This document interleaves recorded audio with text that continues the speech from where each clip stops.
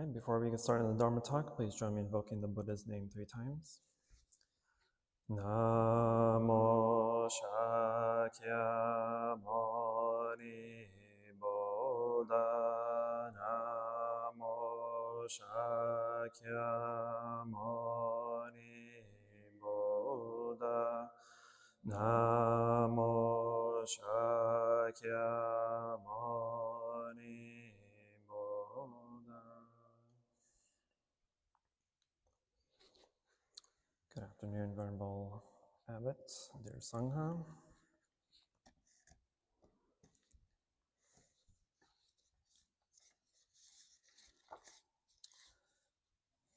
We are continuing with the Dhammapada, chapter 4, verse 50 today.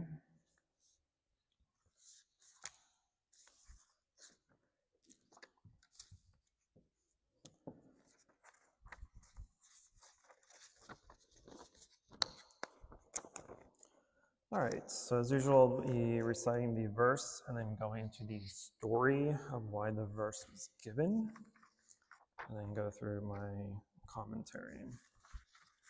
So chapter 4 is flowers, Papavaga.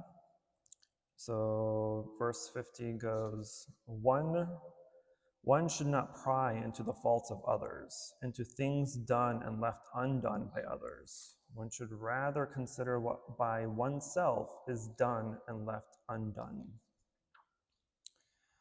Again, one should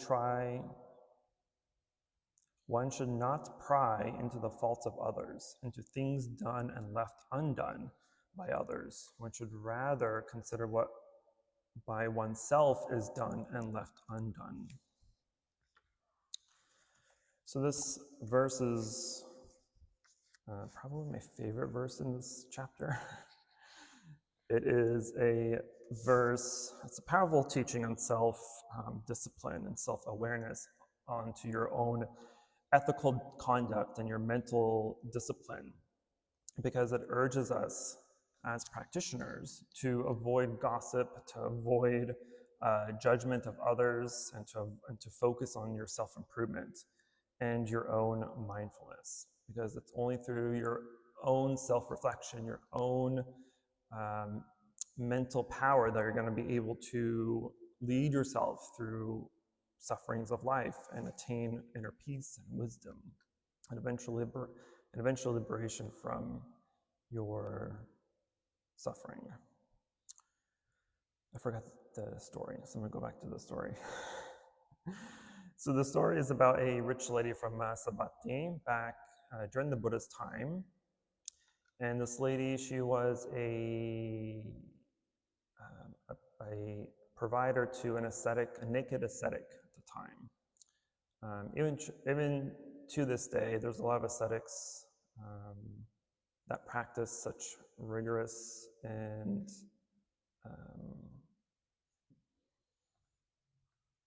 severe asceticism, including starvation or only eating, a bean a day, right, and barely having any water. And so a lot of ascetics that do practice this type of austerity go to such a degree of not even wearing clothes, right, being naked, because even the pleasure of clothing is a desire that needs to be severed. And so while this lady was, she was essentially the caretaker or the provider to this ascetic monk, or to this naked ascetic, and all of her neighbors around her, all of her friends were all disciples of the Buddha. But this ascetic that she was providing for always declined, always urged her not to go to visit the Buddha, right? But eventually she was so desirous to seek the Buddha that she sent her own son to ask the Buddha to come to her home for alms. And so the son went and asked the Buddha to come by his house because his mother was going to provide alms for him. And so the Buddha and several of his disciples went to this lady's house and had their lunch meal. And after that, the Buddha expresses appreciation, anumodana, which means providing a gratitude, and usually it's gratitude through a Dharma teaching.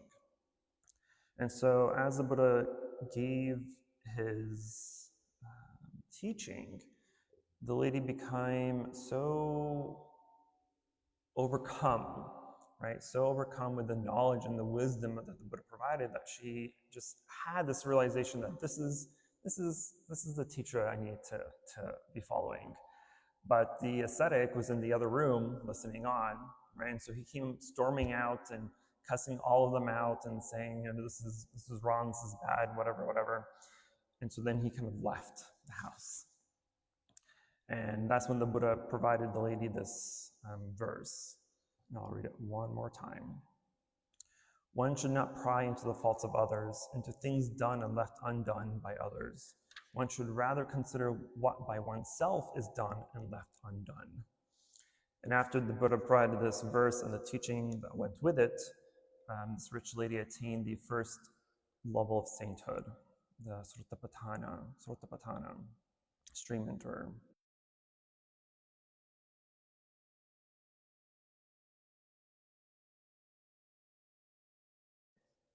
Because we, as human nature, we habitually gossip, we habitually look at the faults of others, right? Whether it's through work, whether it's through your family or your friend circle, or at the job or school, there's always opportunities where we are finding faults in others, right? They're not doing something right, they're not saying the right thing, they're not going the right place, etc., etc. So the Buddha emphasized that the true progress on the path to liberation is achieved by examining one's own actions rather than being preoccupied with the faults and shortcomings of others.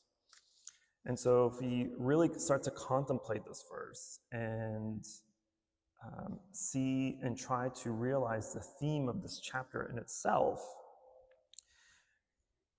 it's basically shouting at us to not worry about the faults of others, to not try to scrutinize or pinpoint or try to bring down other people because they're doing something wrong. But they may only be doing something wrong to you, right? Through your eyes, you may see them and think that's not the right thing to do and it's not the right thing to say. But that's your own opinion, that's our own judgment, that's our own perception of what is right and wrong, which may not be right or wrong, right? And so this is a reminder that that fault finding can lead to resentment and arrogance and divisiveness, right? Think of a coworker, for instance, right? If they do something bad, they do something wrong, they mess up, right? That mess up is now stamped and ingrained in the mind. So every time we work with them, every time we see them, every time we walk by, or they're included in a meeting or a group activity or whatever it may be, we naturally revert back to that wrong thing that they did. And we hold on to that resentment. Even if years pass by and they have changed and they've gotten better and now they know what they're doing, this fly is still stuck on me like yesterday, it's still cemented in our mind, right? It could be years later, but that first impression or that one of those impressions of fault is ingrained in our mind now. We can't surpass it. And so if we dwell on others' mistakes, it can fester the sense of superiority, right? And it reinforces our ego and it hinders our spiritual progress. And that's really the biggest, it's one of the biggest, it's not the biggest, but it's one of the things that is kind of common in religious circles, I suppose, right? We have a tendency of, oh, I know more than this person, or this one is going to be the death of me. No, I lost my train of thought. But even within friend circles or group circles or even at work, right? There's always that one person that thinks they know everything. right? They always have to be right. They always have to be on top. They always have to be the last word in, right? And so being around that and seeing it and always kind of reminding ourselves of their actions starts to really cement this resentment toward them, right? And again, this goes back to even if years pass by and they've changed as a person, they've changed their attitude, they changed their way of thinking and acting and doing, that our ego has just locked up that false impressions that we made of them. So the Buddha tells us, instead of looking outward, one should look inward and examine one's own conduct. So in the Pali verse, at the very last line is katani, akatani cha, right? Which is referring to the actions that have been done or left undone, right? Emphasizing both the positive actions that may happen or any missed opportunities as well, right? And so we can also see that when we are judging other people, right? Like, oh, they could have done this better, or they could have done that instead, right? Meaning that they did something good, but it's not up to our own par, and so we were like, oh, they should have done better. Well, you know what? Maybe you're wrong. Maybe what they did was as much as they could provide, was as much as they could do.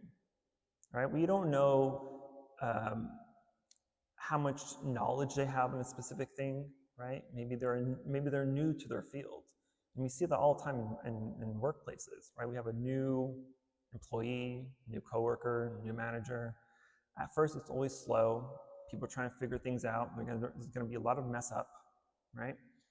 But we don't make that assumption that, oh, they're new, they don't know what they're doing yet. It's like, no. We have an assumption for some reason that if any new person comes in, they should already know everything about the job, right? They went to school for this. They should know what to do.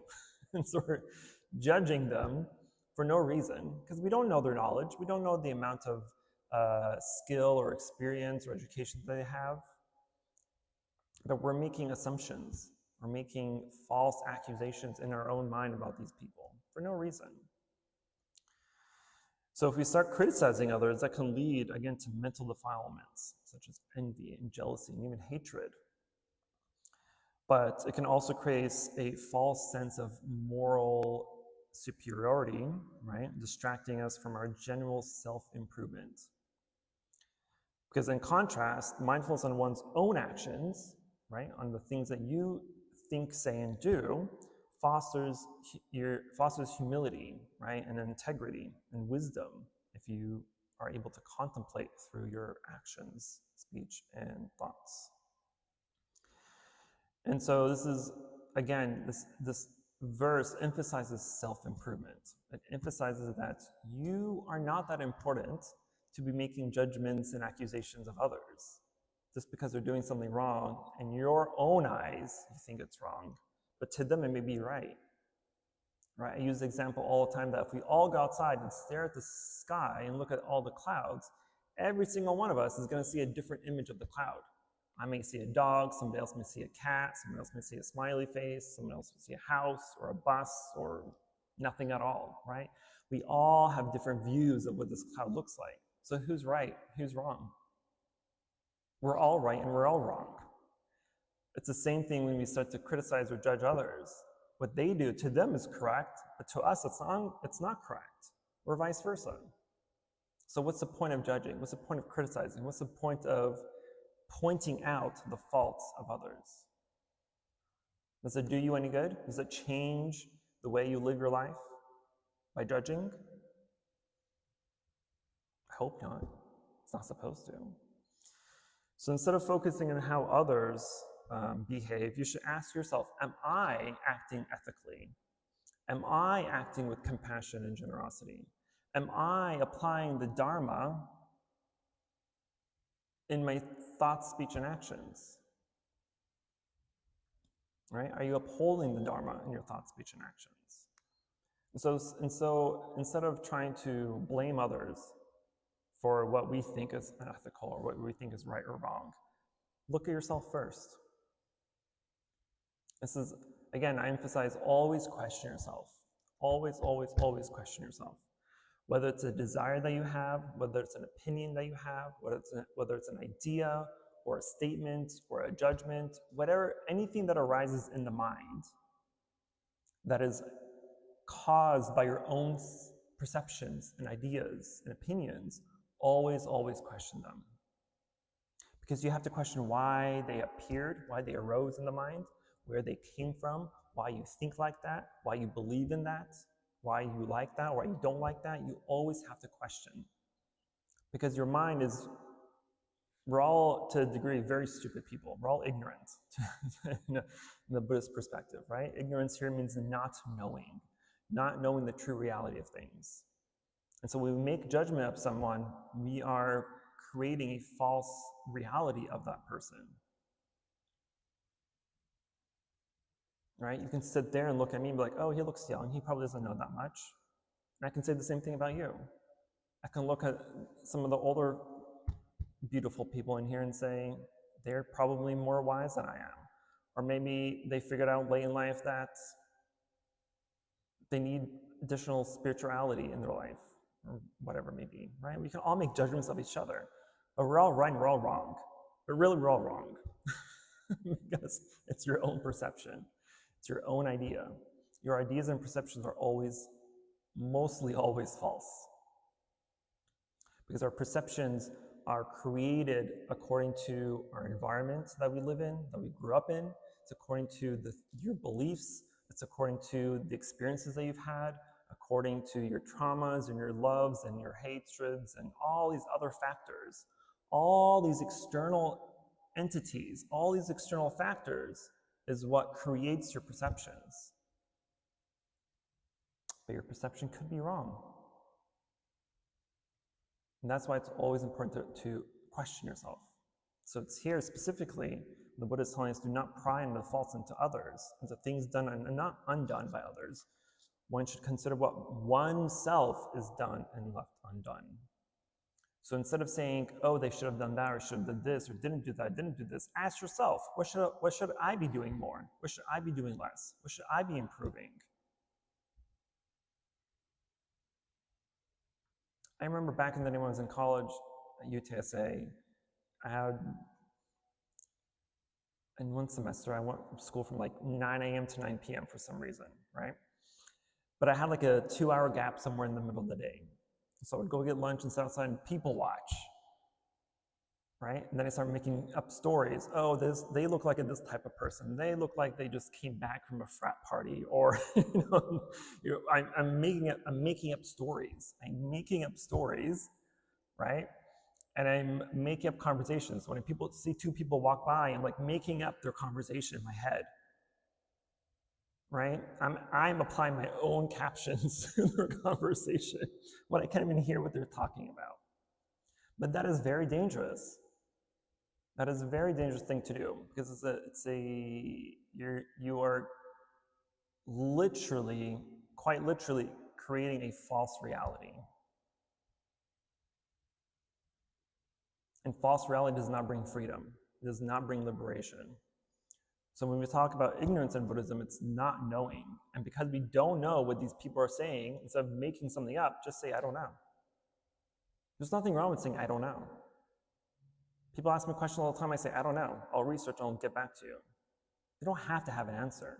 You don't have to be right all the time. You don't have to have all the information, all the knowledge and experience all the time. It's unnecessary for the most part.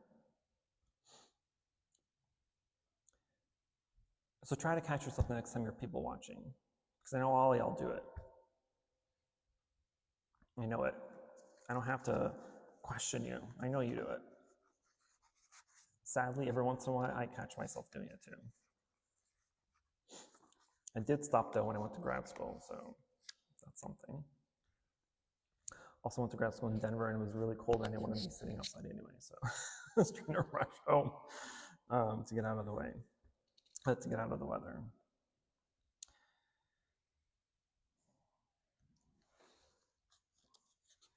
That's the pretty much the main point of this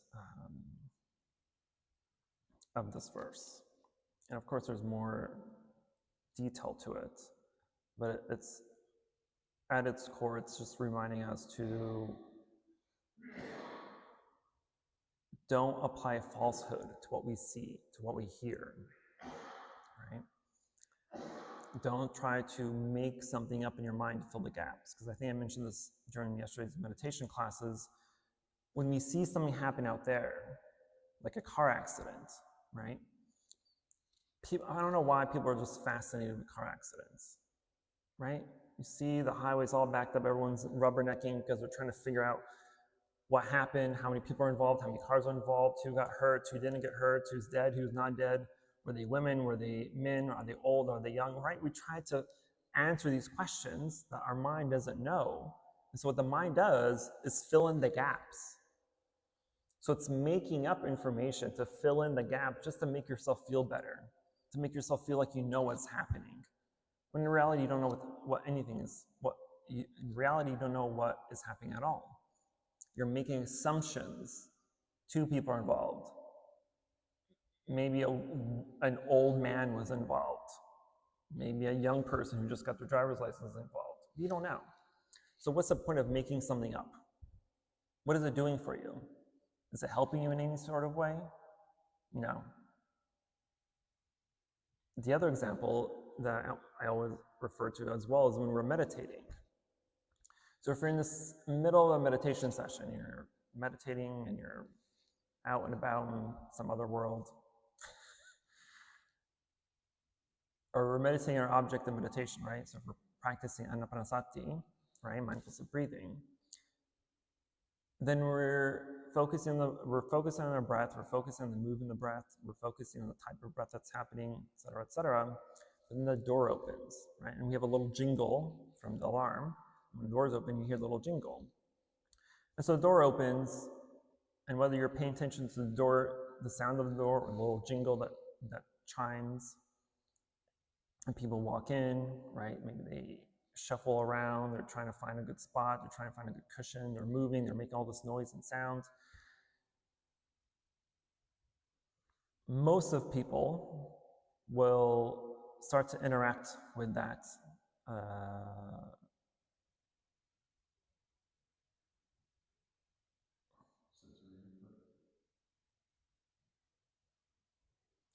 with the action of the people coming in.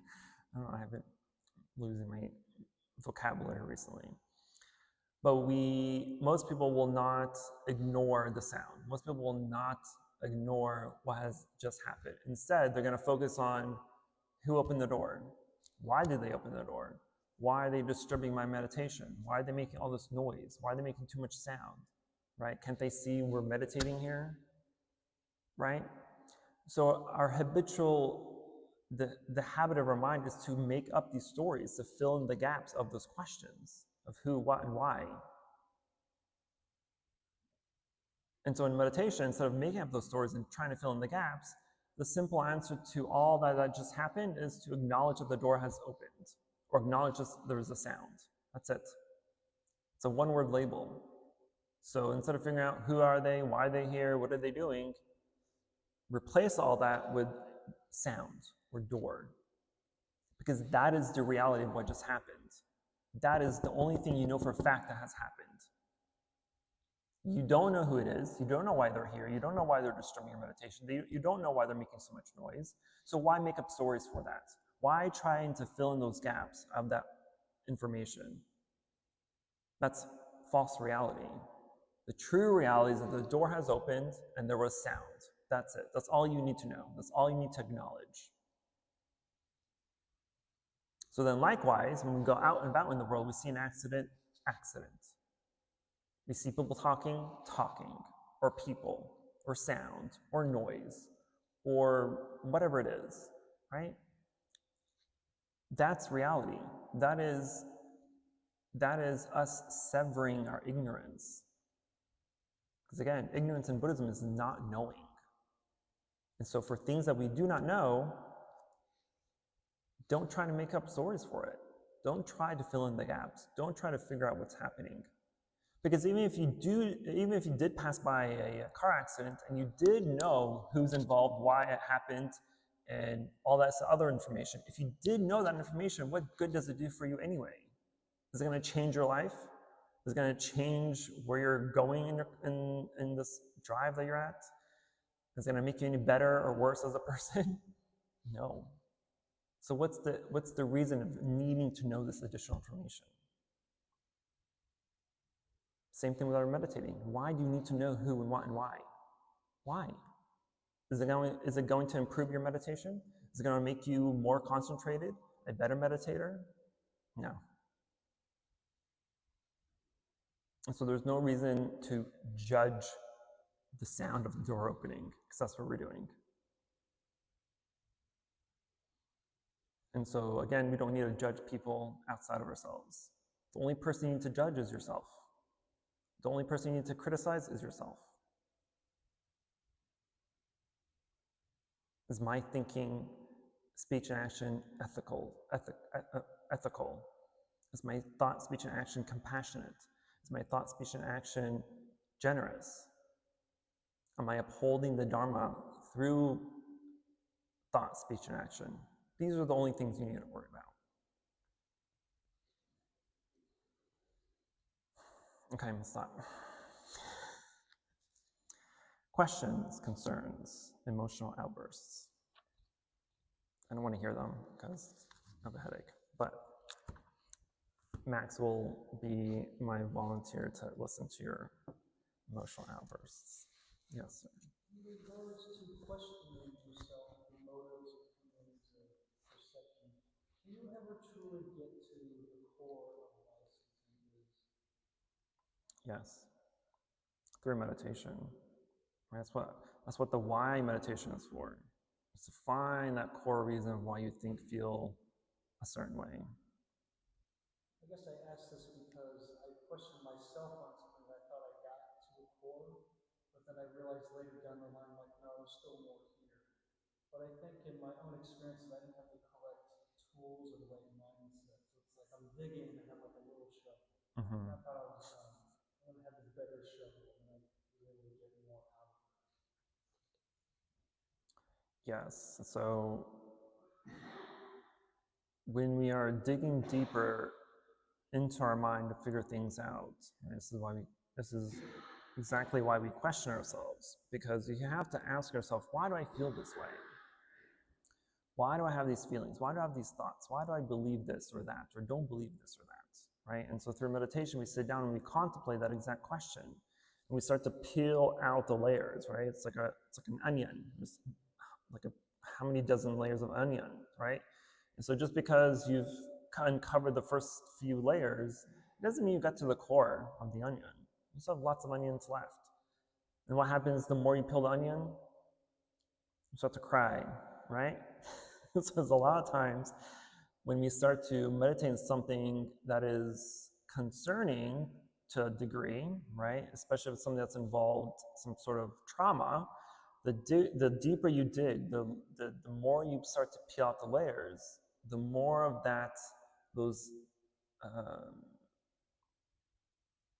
the more those feelings start to arise. There could be good feelings, there could be bad feelings, there could be sad feelings, there could be happy feelings, right? But the deeper we go, the more fearful people become because they don't want to uncover the truth. They've settled on not fully knowing because that's what they're comfortable with. Because they know if they actually did hit the core truth, then it's going to be upsetting sometimes, right? It could be sad.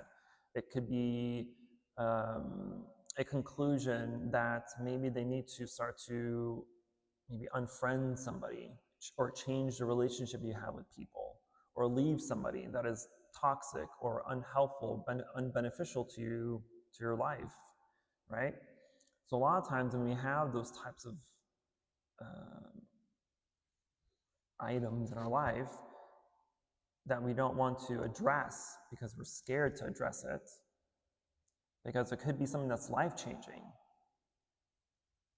right? Sometimes, especially in relationships, there's a lot of times where we just settle and just give in to what could be a very toxic relationship because this is what we know.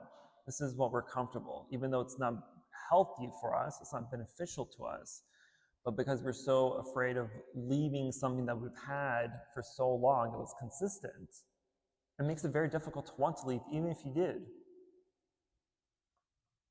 So it's going to be a lot of true inner development, true self-contemplation, true self-awareness. So even if you came to a conclusion where you say, okay, this is the core of this reason, this is the core of my suffering, unless it's actually life-changing or mentally changing or spiritual, or life-changing is probably the best word here. Unless it's that, then it's not that core. You haven't hit the core yet. Because something that is truly deep and dark, potentially, or something that has been around for years, right? It's going to take more than a couple of sessions of meditation to get to that core. Because it's so ingrained in the mind, it became a habit, it became a ritual in your life, it became a routine for years or for decades, right? There's a lot of layers to peel. The older the thing that you're contemplating is, the longer it's going to take for you to peel away those surfaces and get to the core issue. Yes, sir. Is nirvana the complete destruction of the ego for its traits and attributes? Is nirvana the complete destruction of what? Of ego? Yes. So, in truth, one can settle themselves to a lower ego state, but upon complete and utter destruction of the ego, that would mean the attainment of ceasing to exist, because you need traits and attributes to have a comprehension of your reality, because traits and attributes serve as a medium from which you perceive reality.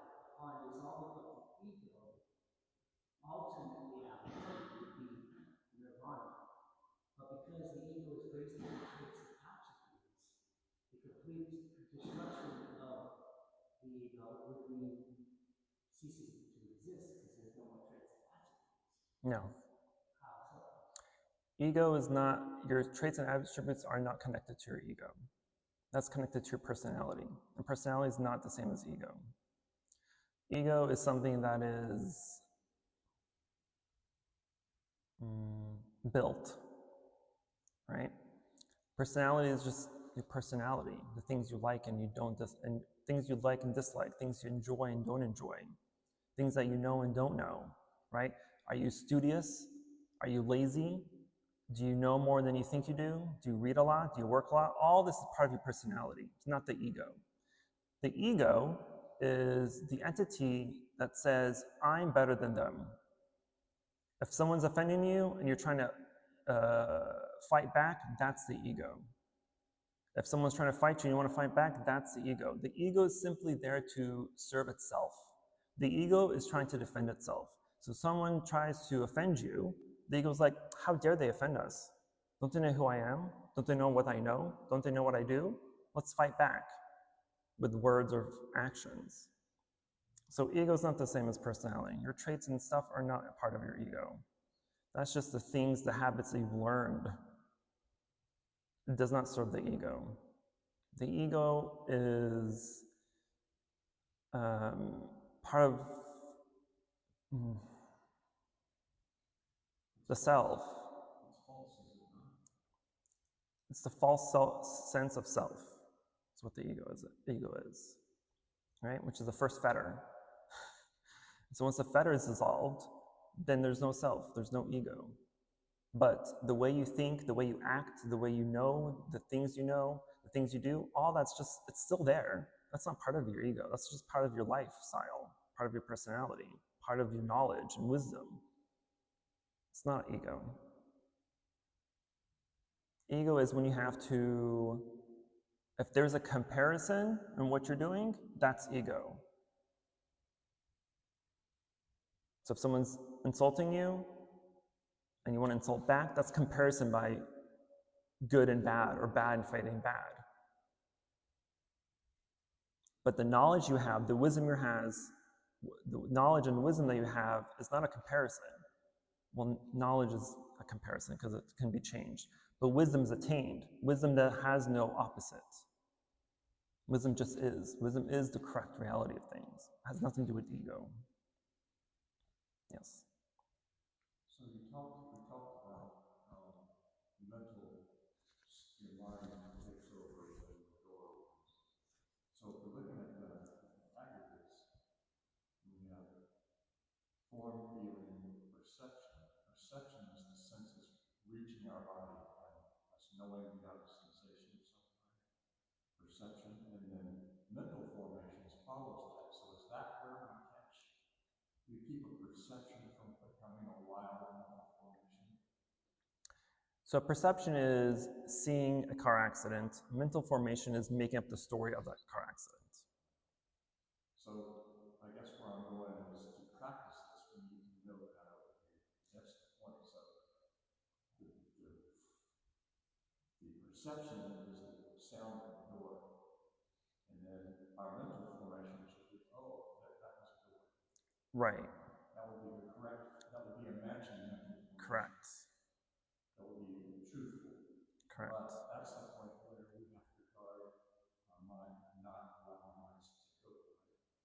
Exactly. Because if you allow your mind to take over, then your feelings of the door opening, the feelings of the people that just came in, the feeling that they're making all this noise, that's what's going to affect you. Not the door opening, but the unknowing, the not knowing.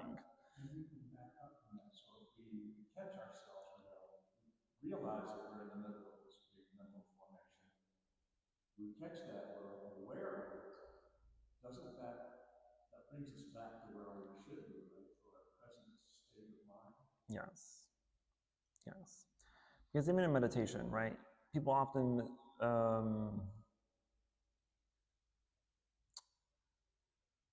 misunderstand what meditation is supposed to be. Because there's a habit of people thinking that meditation means to have no thinking, to have a completely clear mind. That's not the point of meditation. The point of meditation is to know the mind and what the mind is doing. So if you're thinking, you know that you're thinking. If your back hurts, you know your back hurts. If you're uncomfortable, you know you're uncomfortable. It's not the thinking that's the problem. It's the not knowing that you're thinking that's the problem. So it's okay to think if you're meditating, but know that you're thinking, know what you're thinking about, know what you're feeling. That's the object of meditation. Because meditation is, the mind is still a muscle and it has to be worked, right? It has to have stimulus. And so you have to know how to work with it. You have to know how it's going to react in order to compensate for what it's trying to do, right? Work against it. Yeah, I'm gonna stop there.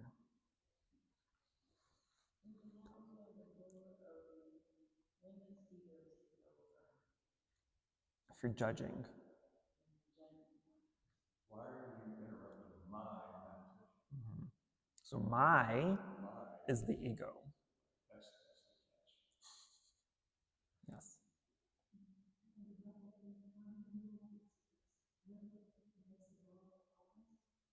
Say again? Say again? How do you know that when you do something that is really something that happened?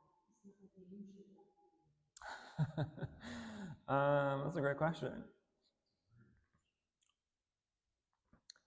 It goes back to not knowing, right? So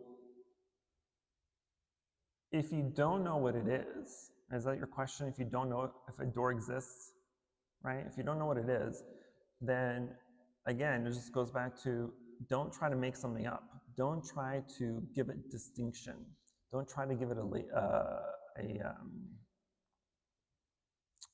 not a label, what's another word? Definition, right? Don't try to define what it is. Just acknowledge that something had happened or you heard something. It doesn't have to be specific, right? It doesn't have to be, oh, because if the door opens, maybe it's a door, maybe something fell, maybe someone's knocking. You don't know if it's the door, right? Because the door may or may not even exist at all.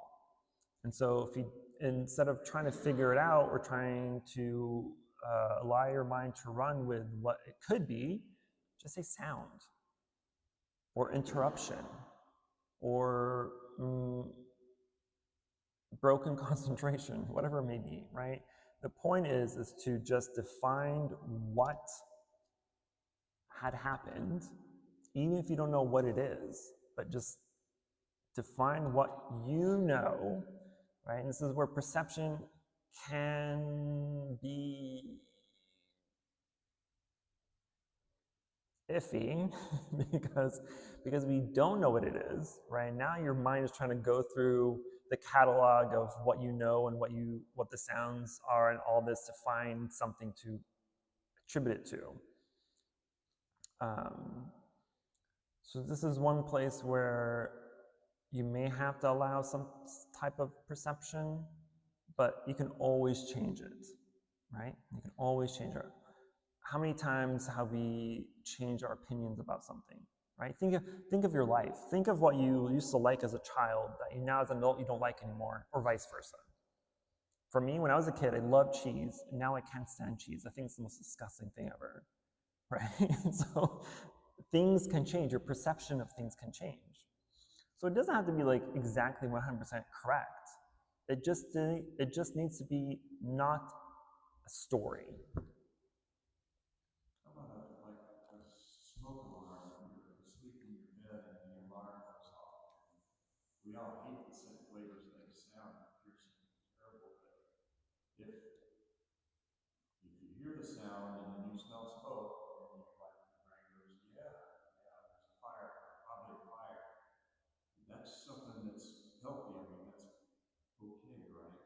But the other point is we might say, that sound of that alarm is beautiful because it saved my life. Right. Well, those are things where we kind of do know what they are, right? If we smell smoke or see fire, like we know that's smoke and we know that's fire. It's not the mind trying to make something up.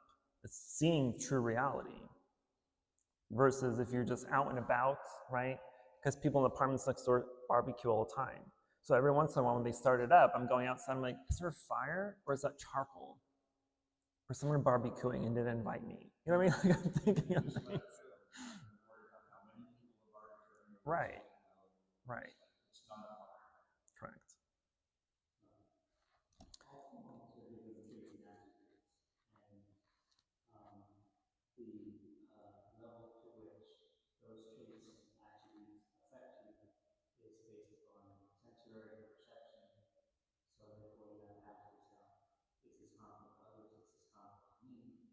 And from there, you can engage the nature of the reality of the form on which you're giving traits and attributes based on your sensory perception of certain things.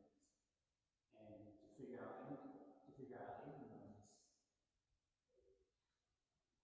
that's a little bit tricky because traits and attributes that you give form can often involve a level of attachment to traits and those particular traits and attributes. And then you have to really ask yourself, do those traits and attributes serve me, or do they not serve me? And upon this, you can move into a subtleness where there is no ego, there is no false assumptions. However, what one considers knowledge, wisdom, intellect is largely based upon a subjective reality point of view, which includes the traits and attributes that lead to mental formations. So, in actuality, right and wrong, there is really no correctness. And there's only the journey to which you level and engage with attachments to your sensory pressures and how much you put traits and attributes on things. So, I think you're misunderstanding what traits and attributes actually mean. So give me an example of a trait and attribute. okay, a rock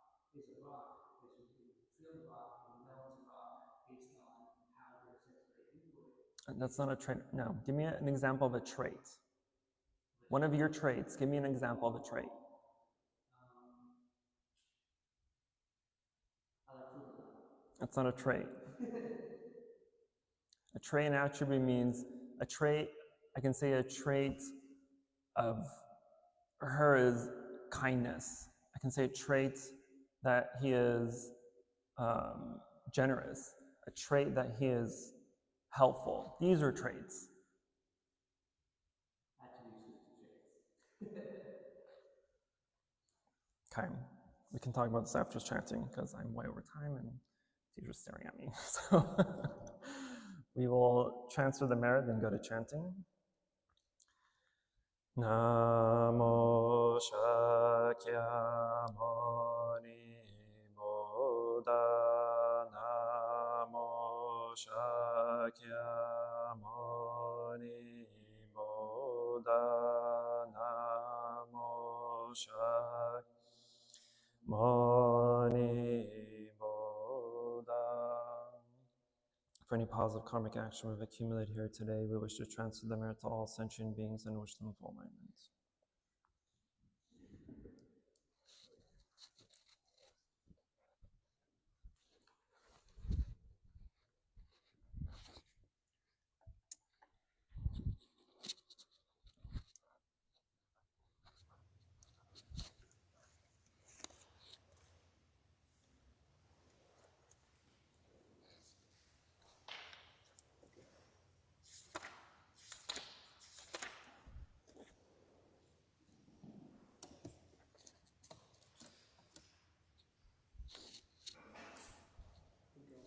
Start on page 1.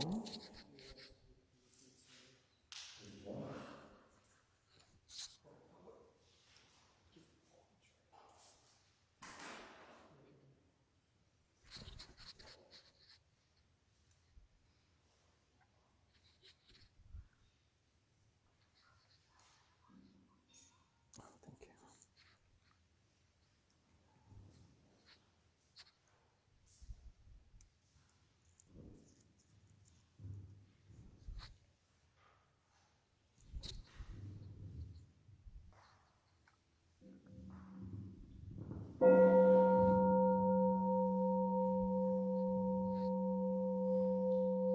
Opening version. The Incense in the censer now is burning, all the Dharma realm in every place. Auspicious clouds appearing, our sincere intention thus fulfilling, and all Buddhas now show their perfect body. Homage to the incense spout, canopy, bodhisattva, and great bodhisattvas. incense offering. Gratitude we offer this incense to all Buddhas and Bodhisattvas. Now space and time may it be fragrant as earth herself, reflecting our careful efforts, our wholehearted mindfulness, and the fruit of understanding slowly ripen. May we and all beings be companions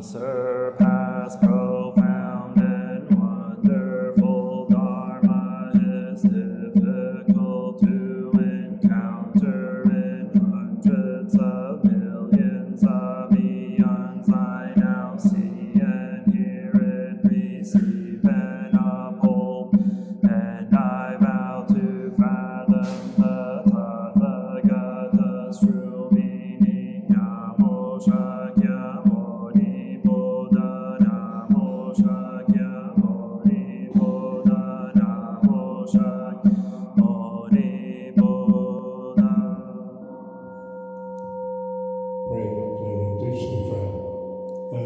Pilgrim, briefly in this world I am grateful and joyful to hear the Lotus Sutra.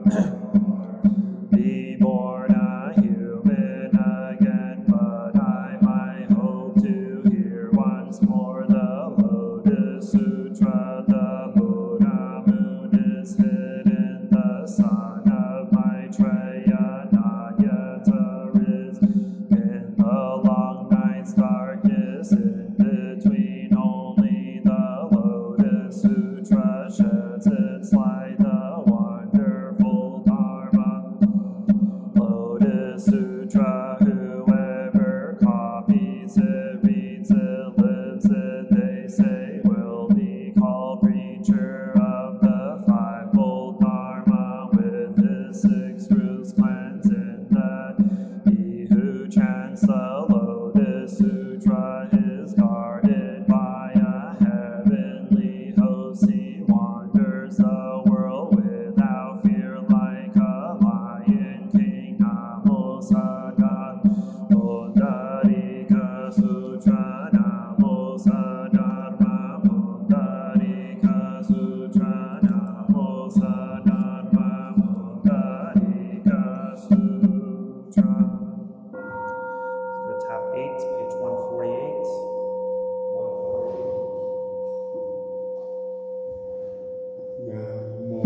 Lotus assembly of Buddhas and Bodhisattvas. Namo Lotus assembly of Buddhas and Bodhisattvas. Namo Lotus assembly of Buddhas and Bodhisattvas.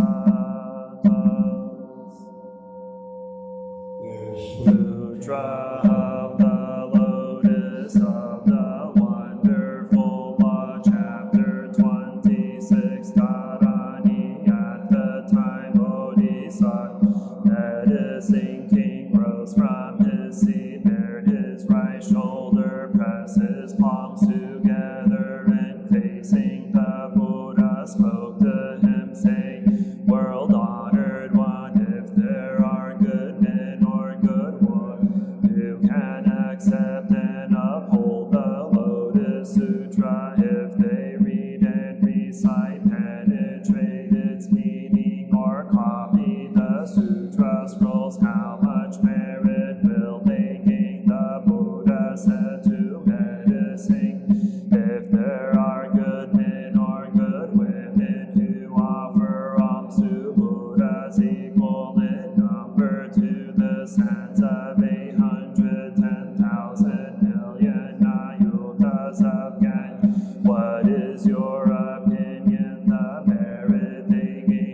surely be great, will it not? Very great, world-honored one, the Buddhist.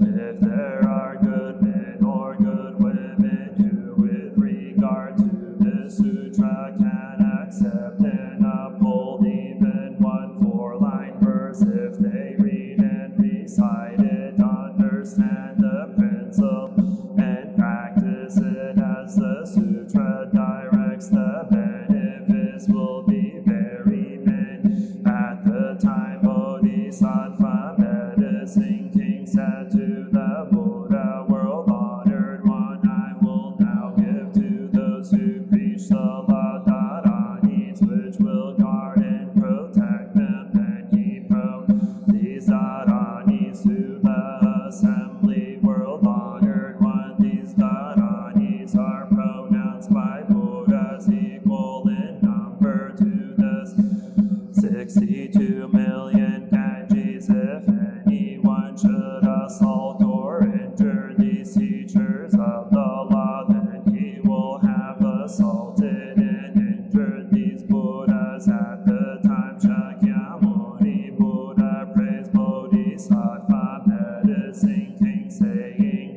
excellent, excellent. You keep these teachers of the law in your compassionate thought, shield and guard them, and for that reason you pronounce these Dharanis. They will bring great benefit to living beings. At the time Bodhisattva brave donor said to the Buddha, world-honored one, I too will pronounce Dharan to shield and guard those who read, recite, accept, and uphold the Lotus Sutra. If a teacher of the law acquires these Dharanis, then although Yakshas, Rakshasas, Bhutanas, Kritayas, Kumbhanas, or hungry spirits should spy out his shortcomings and try to take advantage of them, they will be unable to do so.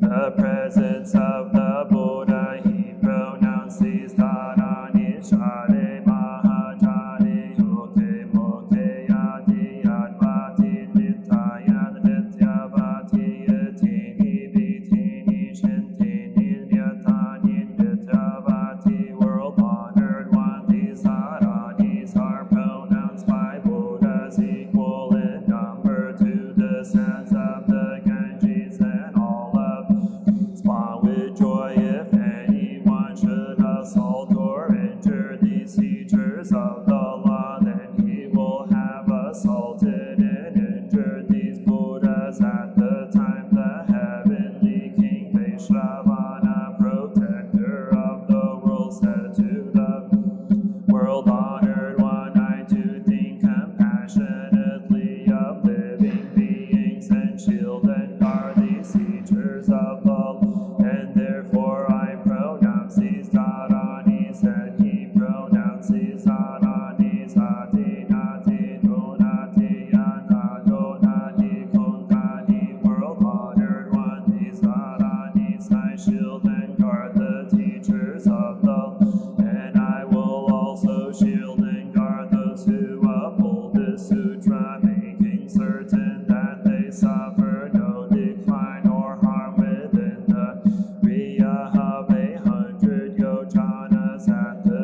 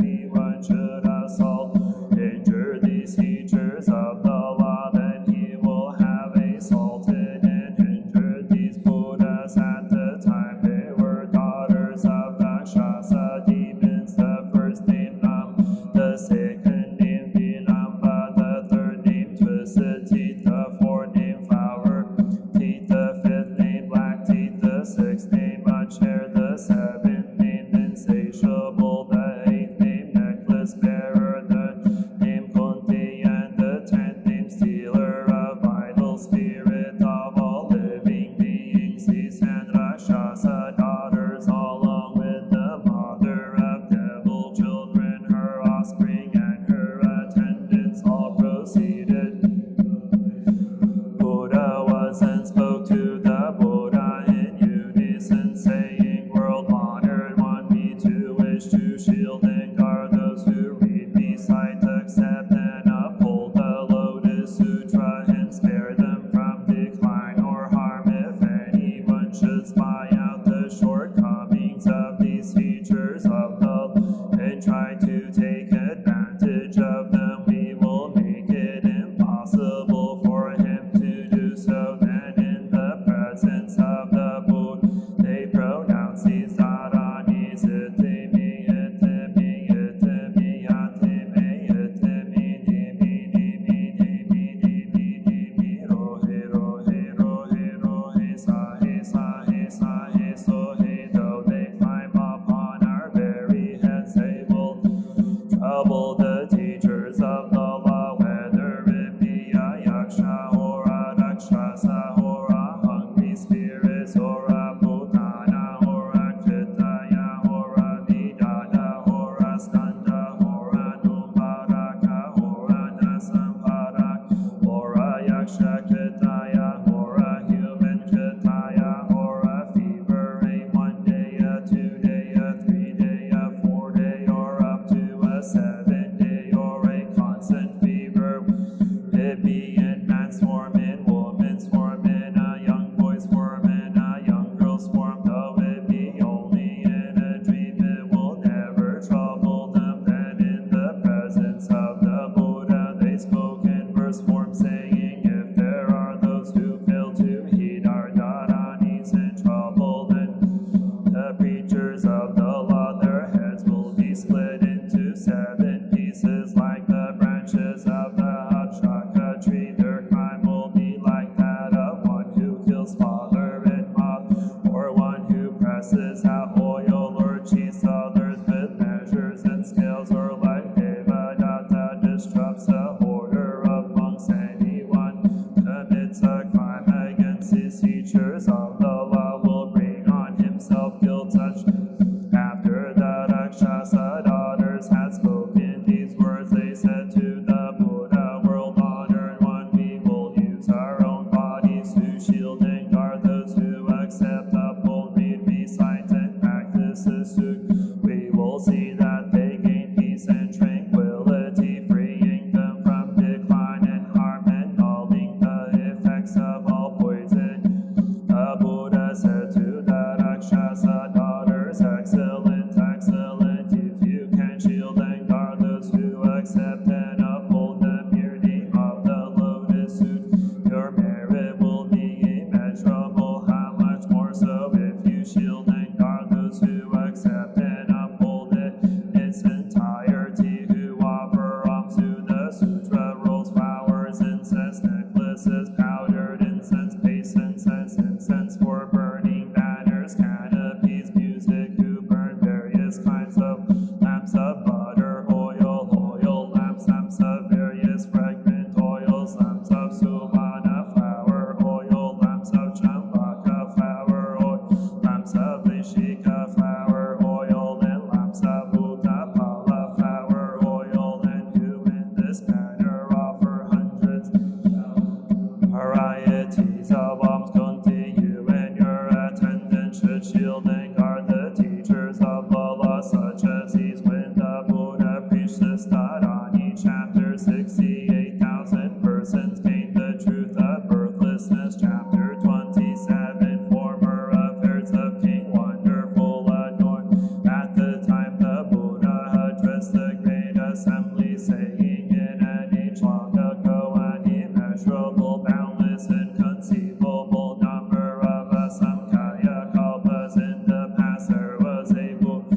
named Cloud, Thunder, Sound, Constellation, Clean Flower, Wisdom, Tathagata, Arhat, Samyak, that some Buddha, his land was named light bright, adornment, and his kalpa was gladly seen in the midst of this Buddha's law. There was a king named Wonderful, adornment. This king consort was named Pure Virtue, and he had 2 sons, and the other named Pure Eye. These 2 sons possessed great supernatural powers, merit, virtue, wisdom, and for a long time they had been practicing the way appropriate to a bodhisattva, carrying out the Dhammapada, Mitta, Silapada, Mitta, Santipada, Mitta, Vidyapada, Mitta, Dhyanapada, Mitta, Prajnapada, Mitta, Pada, Mitta of excellent means, loving kindness, compassion, joy, and equanimity, as well as the 37 aids to the way. They had thoroughly understood and mastered. In addition, they had gained the samadhis of the bodhisattva, namely the pure samadhi, sansaring consolation samadhi, pure light samadhi, pure color samadhi, pure illumination samadhi, long adornment samadhi, and great dignity and virtue storehouse samadhi, and had thoroughly mastered all these samadhis. At the time the Buddha, wishing to attract and guide King Wonderful, adornment, and he thought with compassion of living beings, preached the Lotus Sutra. The king's 2 sons, Pure Storehouse and Pure Eye, went to where their mother pressed their palms and nails of their and said to her, "We beg our mother to go and visit the place where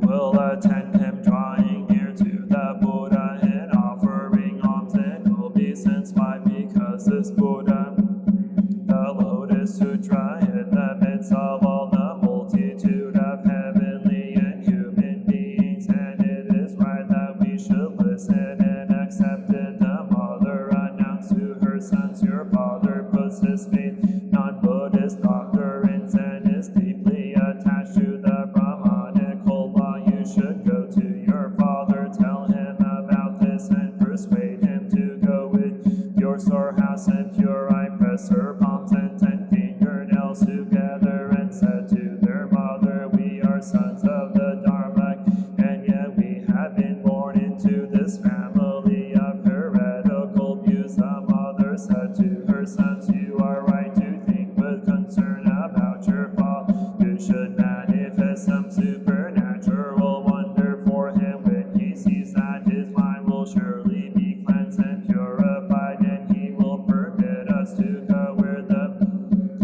2 sons, being concerned about their father, leaped up into the air to the height of 7 tall trees, and there performed various types of supernatural wonders, walking, standing, sitting, and lying down in midair, making water come out of the upper part of their bodies, making fire come out of the lower part of their bodies, making water come out of the lower part of their bodies, making fire come out of their bodies, manifesting huge bodies that filled the sky, and then making themselves small again after becoming small, making themselves big again, disappearing in the midst of, and then suddenly appearing on the ground, sinking into the ground as though it were water, walking on the water as though it were land. They manifested these various types of supernatural wonders in order to cause the mind of the royal father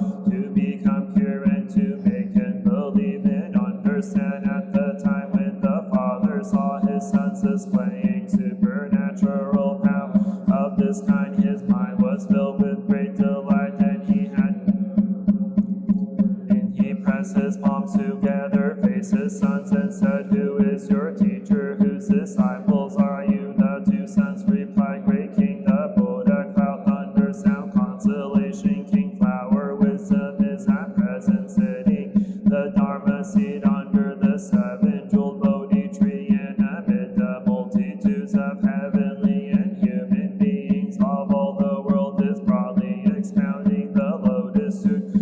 This is our teacher and we are his disciples. The father said to the sons, I would like to go now and see your teacher. You can go with me with it. From the air proceeded to where their mother was, pressed their palms together and said to their mother, our royal father has now come to believe and understand. He is fully capable of convincing a desire for Anuttara Samyak Sambuddhi. We have finished doing the Buddha's work. For the sake of our father, we beg that our mother will permit us to go to the place where the Buddha is, to leave the household life and to practice the way. At the time the two sons, wishing to state their meaning, once more spoke in verse form, saying to their mother, we beg our mother to permit us to leave the household life and become shamanas. The Buddhas are very hard to encounter. This Buddha had learned from him, whereas it's a whole Dhammapada flower. Rarer it is to encounter a Buddha, and escaping from difficulties is also difficult. We beg you to allow us to leave the household. Their mother then said to, I will permit you to leave the household life. Why? Because the Buddha is difficult to encounter. At the time the 84,000 persons in the women's quarters of King Wonderful were all capable of accepting and upholding the Lotus Sutra. Bodhisattva pure, I had long ago mastered the Dharma flower Samadhi. The Bodhisattva pure storehouse, just thousands and thousands, millions of kalpas in the past mastered the Samadhi of the escape from the evil realms of existence. This was because he wished to make it possible for all living beings to escape evil realms. The king's consort had gained the Samadhi of the Buddha's assembly and was capable of understanding the secret storehouse of the Buddhas. Her two sons, as already had employed the power of expedient means to improve and transform their father, so that he could acquire a mind of faith and understand and love and delight in the Buddha's law. Thereupon King Wonderful, adornment, accompanied by his ranks of ministers and his attendants, pure virtue and all the ladies in waiting and attendants of the women's quarters, and the king's two sons and their 42,000 attendants, all at the same time went to where the Buddha was arriving. There they bowed their heads to the ground in obeisance to its feet, circled around the Buddha 3 times, and then withdrew and stood to one side. At the time the Buddha preached a law for the sake of the king, instructed to. King was exceedingly delighted. At the time King Wonderful, adornment, thought to himself, the Buddha's body is rare indeed, extraordinary in dignity and adornment, constituting a form of a most subtlety and wonder. Then the Buddha cloud thunder sound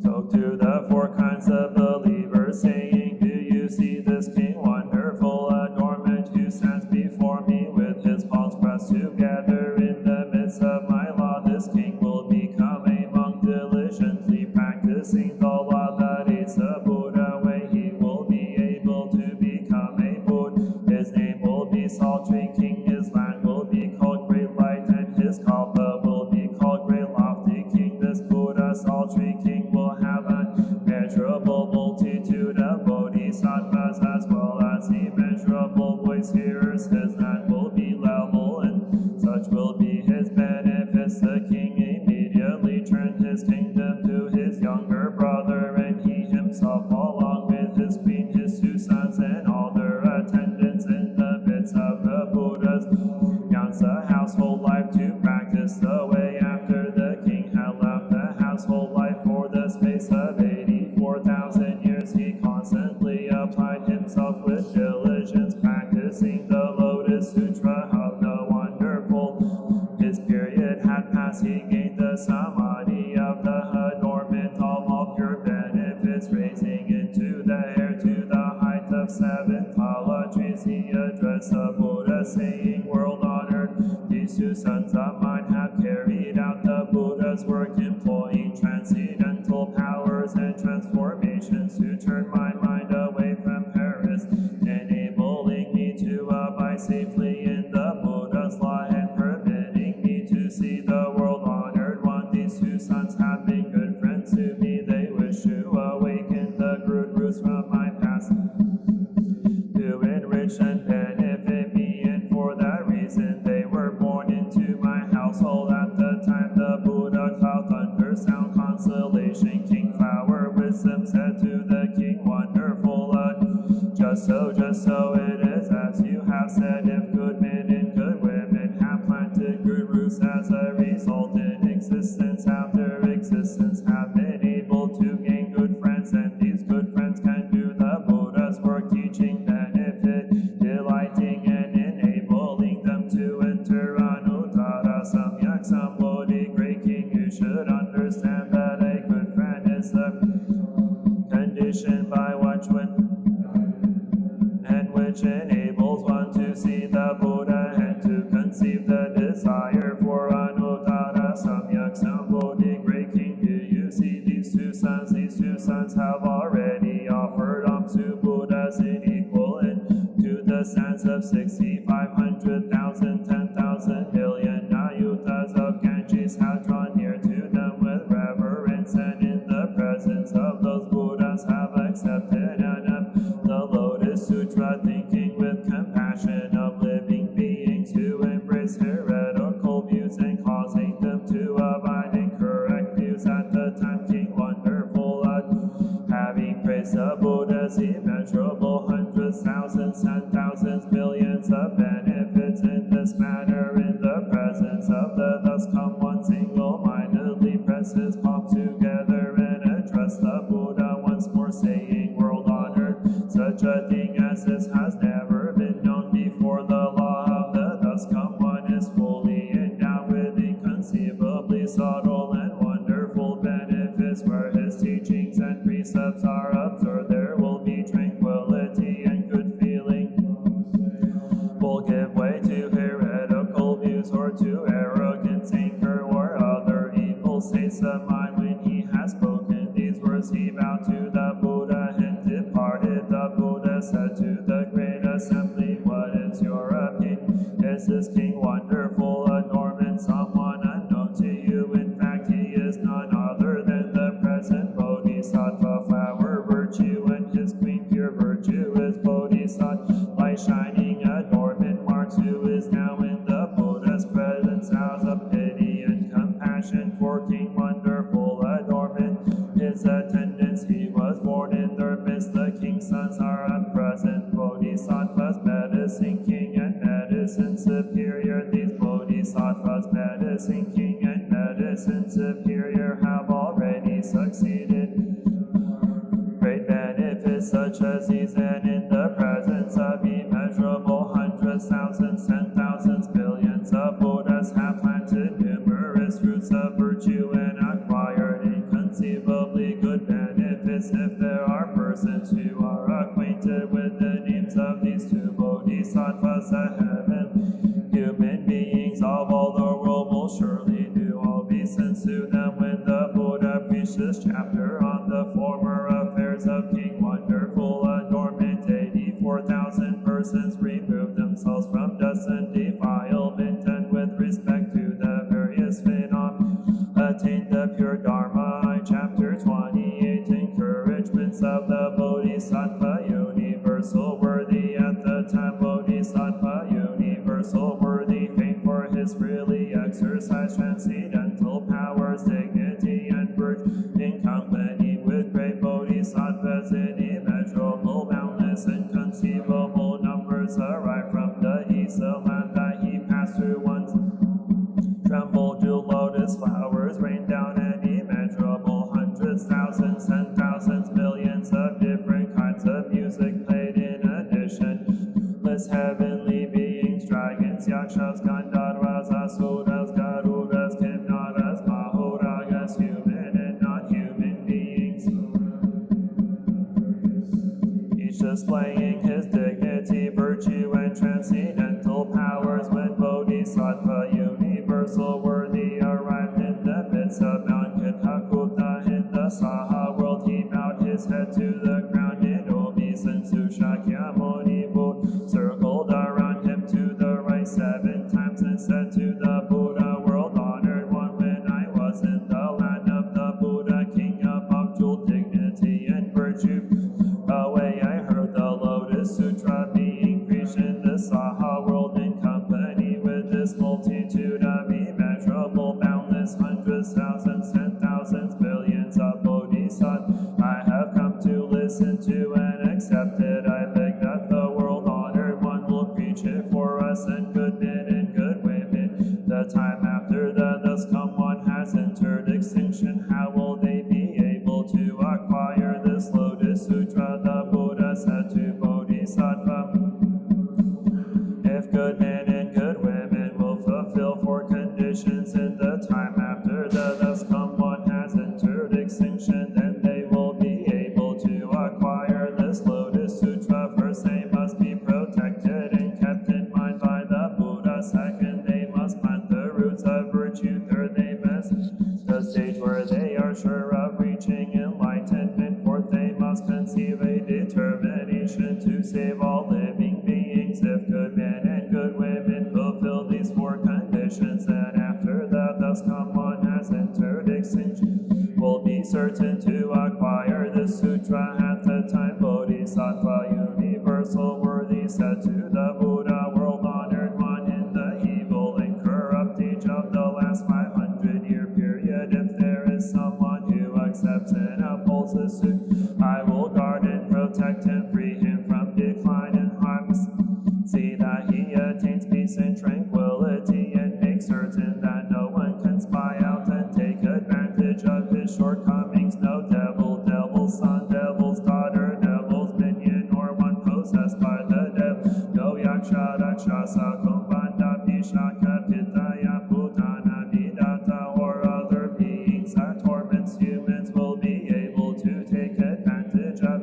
whether that person is walking or standing. If he reads and recites the sutra, then at the time I will mount my 6-tusked knightly white elephant, and with my multitude of great bodhisattvas will proceed to where he is. I will manifest myself, arms guard and protect him, and bring comfort to his mind. I will do this because I too want to offer alms to the Lotus Sutra. If when that person is seated he ponders the sutra, at the time too I will mount my nightly white elephant and manifest myself presence. If that person should forget a single phrase or verse of the Lotus Sutra, I will prompt him and join him in reading and reciting, so that he will gain understanding. At the time the person who accepts, upholds, reads, and recites the Lotus Sutra will be able to see my body, will be filled with great joy, and will apply himself with greater diligence than ever, because he has seen. He will immediately acquire samadhis and dharanis. These are called the repetition dharani, the 100,000, 10,000 million repetition dharani, and the dharma sound expedient dharani. He will acquire dharani such as these, world honor, in the later time, in the evil and corrupt age of the last 500-year period. If monks, nuns, laymen, believers, or lay women believers who seek out, accept, uphold, read, recite, and transcribe this Lotus Sutra should wish to practice, they should do so diligently and with a single mind for a period of 21 days. When the 21 days have been fulfilled, I will mount my 6-tusked white elephant, and with a bodhisattva surrounded me, and with his body that all living beings delight to see, I will manifest myself in the presence of, preach the law for him, bringing him instruction, benefit, and joy. If when the Lotus Sutra is propagated throughout Dhammapada, there are those who accept and uphold it, they should think to themselves, to the authority and supernatural power of universal worthy. If there are those who accept the sutra, memorize it correctly, understand its principles, and practice it as the sutra sutra prescribes, these persons should know that they are carrying out the practices of universal worthy himself in the presence of immeasurable, boundless members of Buddhas. They will have planted good roots deep in the ground. In the hands of the thus come, one will pat them on the head if they do no more than copy the suit. When their lives come to an end, they will be reborn in the triumphant heaven. At that time, 84,000 heavenly beings performing all kinds of music will come to greet them. Such persons will put on crowns made of 7 treasures. The ladies in waiting will amuse and enjoy themselves. How much more so than if they accept, uphold, read, and recite the sutra, memorize it correctly, understand its principles. When the lives of these persons come to an, they will be received into the hands of 1,000 Buddhas who will free them from all fear and keep them from falling into the evil paths of existence. Immediately they will proceed to the Tushita heaven, to the place of Bodhisattva Maitreya. Bodhisattva Maitreya possesses the 32 features and is surrounded. Great Bodhisattvas, he has hundreds, thousands, 10,000s, billions of heavenly attendants, and these persons will be reborn in their midst. Such will be the benefits and advantages they enjoy. Therefore, persons of wisdom should single-mindedly copy the sutra themselves, or cause others to copy it. Should accept, uphold, read, and recite, memorize it correctly, and practice it as the sutra prescribes. World-honored, I now therefore come, employ my transcendental powers to guard and protect the sutra, and after the thus come one has entered extinction, I will cause it to be widely propagated throughout Jambudvipa, and will see that it never comes to an end. At the time Shakyamuni wrote these words of praise: excellent, excellent, universal, worthy, you are able to guard and assess the sutra, and cause many living beings to gain peace and happiness and advantages acquired inconceivable benefits and profound gravity and compassion since long ages in the past.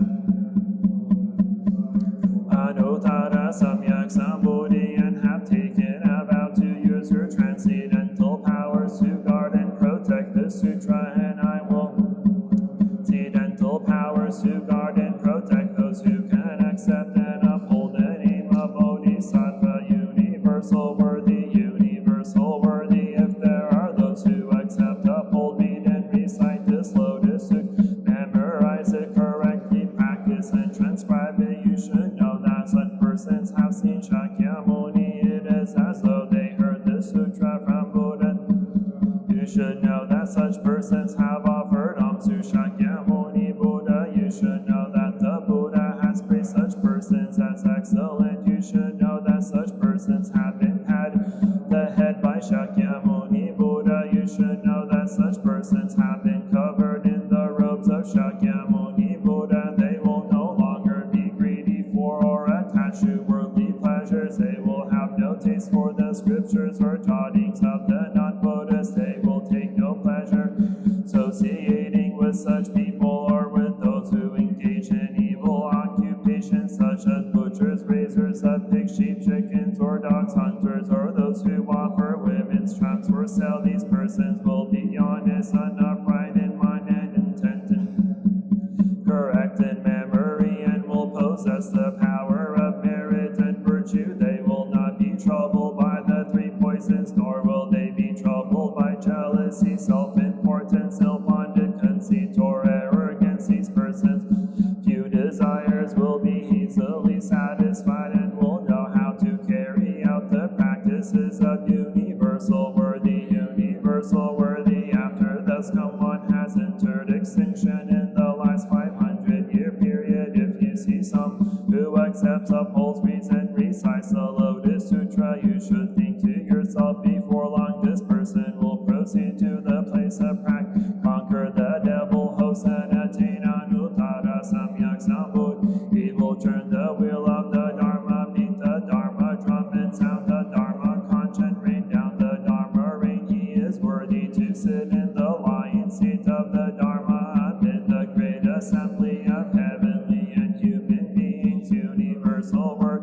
In later ages, if there are those who accept, uphold, read, and recite the sutra, such persons will no longer be greedy for or attached to clothing, bedding, food, and drink, or other necessity of daily life. Their wishes will not be in vain, and in this present existence they will gain the reward of good fortune. If there is anyone who disparages or makes light of them, saying, "You are mere fools," it is useless to carry out these practices in the end. For his offense, that person will be born eyeless in existence after existence. If there is anyone who offers on them and praises them, then in this present existence he will have manifest rewards for it. If anyone sees a person who accepts and upholds the sutra and tries to expose the false or evil that he speaks is true or not true, he will in present existence be afflicted with white leprosy. If anyone disparages or laughs at that person, then in existence after existence he will have teeth that are missing or spaced far apart, ugly lips, a flat nose, hands and feet that are gnarled, formed, and eyes that are squinty. His body will have a foul odor with evil sores that run pus and blood, and he will suffer from water in the belly, shortness of breath, and other severe and malignant illnesses. Therefore, universal word, if you see a person who accepts and upholds the sutra, you should rise and greet him from afar, showing him the same respect you would a Buddha. When this chapter on encouragements of the Bodhisattva, universal worthy, was preached, Bodhisattvas immeasurable and boundless as Genji Sans acquired Dharanis, allowing them to memorize 100, 1,000, 10,000, a million repetitions of the teachings, and Bodhisattvas equal to the dust particles of the 1,000 million full world did the way of universal worthy. When the Buddha preached the sutra, universal word, and the other Bodhisattva Shariputra and the other voice hearers, along with the heavenly kings, dragons, humans, and non-human beings, the entire members of the great assembly were all filled with great joy, accepting and upholding the words of the Buddha. They bowed in obeisance and departed. Namo Sadharma Pundarika Sutra, Namo Sadharma Pika Sutra, Namo Sadharma Pundarika Sutra. Heart of the Prajna Paramita, the Bodhisattva Avalokita, while moving in the deep course of perfect understanding, shed light on the five skandhas and found them. After this penetration, he overcame ill-being. Listen, Shariputra, form is emptiness, emptiness is form, form is not other than emptiness, emptiness is not other than form. The same is true with feelings, perception, mental formations, and consciousness. Listen, Shariputra, all dharmas are marked with emptiness. They are neither produced nor destroyed, neither defiled nor immaculate, neither increasing nor decreasing. Therefore, in emptiness there is neither form nor feelings, no perception nor mental form, nor consciousness, no eye or ear or nose or tongue or body or mind, no form, no sound, no smell, no taste, no touch, no object of mind, no realms of elements, no interdependent origins, and no extinction of them, no will-being, no cause of ill-being, no end of path, no understanding, no attainment, because there is no attainment. The Bodhisattvas ground in Prajna Paramita find no obstacles for their minds, having no obstacles. They overcome fear, liberating themselves forever from illusion. All Buddhas in the past, present, and future arrive at Anuttara Samyak Sambodhi. Therefore, one should know that perfect understanding is the highest mantra, the unequaled mantra, the destroyer of ill-being, the incorruptible truth. The mantra of Prajna Paramita should therefore be proclaimed. Gate, gate, para, gate, para, sam, gate, bodhi, swaha, gate, gate, para, sam, gate.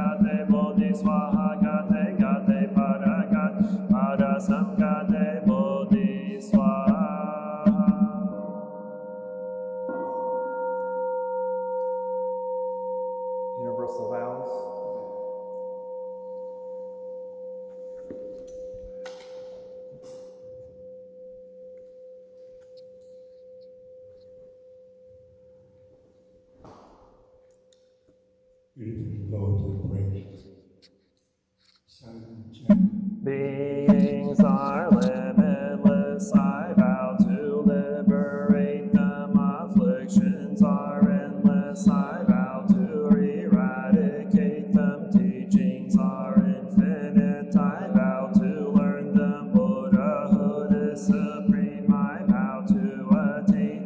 I vow that from now until the end of my life and in all future lives until I attain Anuttara Samyak Sambodhi, that I will help all sentient beings in all realms of existence and their suffering. Namo thus come one worthy of offerings, the proper and universal knowledge, perfect in understanding and conduct, skillful in leaving the world through liberation, perfect and complete understand all worldly dharma, unsurpassed, night-taming hero, teacher of gods and people, Buddha, the world honored.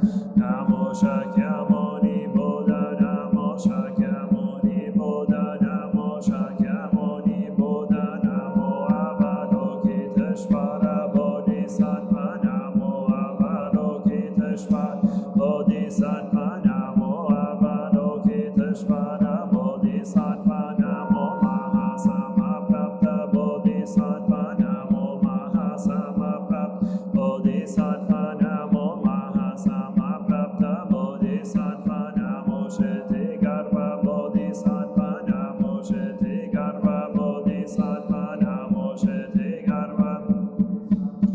Om Manjushri Bodhisattva, Namo Manjushri Bodhisattva, Namo Manjushri Bodhisattva, Namo Samanta Bhadra Bodhisattva, Namo Samanta Bhadra Bodhisattva, Namo Samanta Bhadra Bodhisattva, Namo Maitreya Bodhisattva, Namo Maitreya Bodhisattva, Namo Maitreya Bodhisattva, Namo Great Pure Sea like Bodhisattvas, Namo Great Pure Sea like Bodhisattvas, Namo Great Pure Sea Bodhisattvas, Namo Deva guarding Bodhisattvas, Namo Deva guarding Bodhisattvas, Namo Deva guarding Bodhisattvas.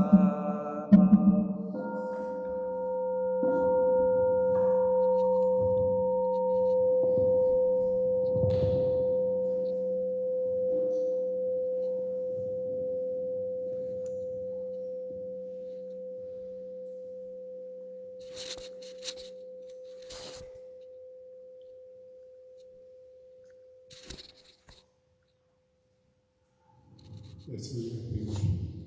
I Take refuge in the Buddha, the one who shows me the way in this life. I take refuge in the Dharma, the way of understanding and of love. I take refuge in